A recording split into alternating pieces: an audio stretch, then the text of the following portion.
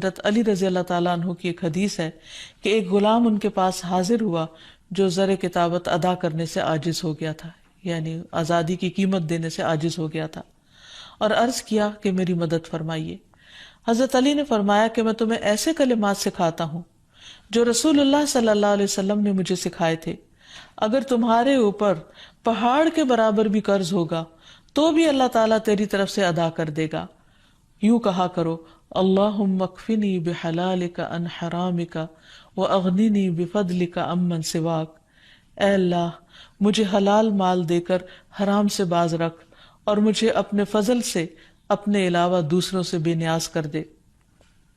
اسی طرح ایک اور روایت میں آتا ہے، حضرت انس سے روایت ہے کہ رسول اللہ صلی اللہ علیہ وسلم نے حضرت معاذ سے فرمایا، کیا میں تمہیں ایسی دعا نہ سکھاؤں جس کے ساتھ تم دعا کرو اگر تم پر احد کے پہاڑ برابر بھی قرضہ ہو تو اسے اللہ تعالیٰ تم سے ادا کر دے گا۔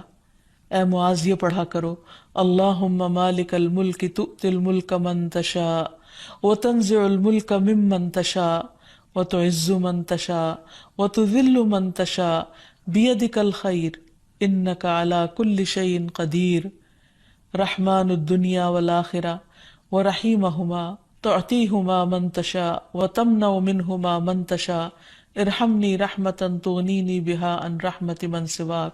اے اللہ بادشاہت کے مالک، تو جسے چاہتا ہے بادشاہت دیتا ہے، جس سے چاہتا ہے ملک چھین لیتا ہے، جس کو تو چاہتا ہے عزت دیتا ہے، جس کو تو چاہتا ہے ذلیل کر دیتا ہے۔ تیرے ہی ہاتھ میں خیر و بھلائی ہے اور تو ہی ہر چیز پر قدرت رکھتا ہے، دنیا اور آخرت کا رحمان اور ان دونوں کا رحیم۔ تو جسے چاہتا ہے دنیا اور آخرت دیتا ہے اور ان کو جن سے چاہتا ہے روک دیتا ہے۔ مجھ پر ایسی رحمت فرما جو مجھ کو تیرے علاوہ کی رحمت سے بے نیاز کر دے۔ نبی صلی اللہ علیہ وسلم کی دعاؤں میں سے قرض سے پناہ مانگنے کی دعا بھی تھی۔ نماز کے بعد یہ پڑھتے تھے، اللہم انی اعوذ بک من المأثم والمغرم۔ اے اللہ میں گناہ اور قرض سے تیری پناہ مانگتا ہوں۔ کسی نے عرض کیا، یا رسول اللہ صلی اللہ علیہ وسلم آپ قرض سے اتنی پناہ مانگتے ہیں؟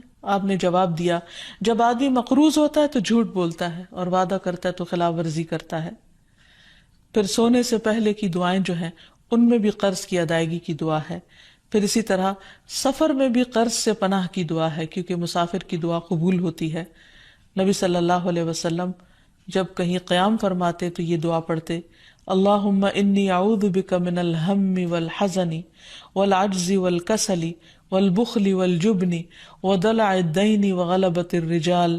اے اللہ میں تیری پناہ مانگتا ہوں غم اور رنج سے، عاجزی سے، سستی سے، بخل سے اور بزدلی سے، اور قرض چڑھ جانے اور لوگوں کے غلبے سے۔ تو یہ ہیں وہ چند مسنون دعائیں جو نبی صلی اللہ علیہ وسلم نے سکھائیں۔ اگر انسان ان کو پڑھتا رہے تو قرض سے نجات حاصل ہو جائے گی۔ بریدہ رضی اللہ عنہ سے مروی ہے کہ میں نے نبی صلی اللہ علیہ وسلم کو یہ فرماتے ہوئے سنا کہ جو شخص کسی تنگ دست مقروض کو مہلت دے دے اسے ہر دن کے عوض اتنا ہی صدقہ کرنے کا ثواب ملے گا۔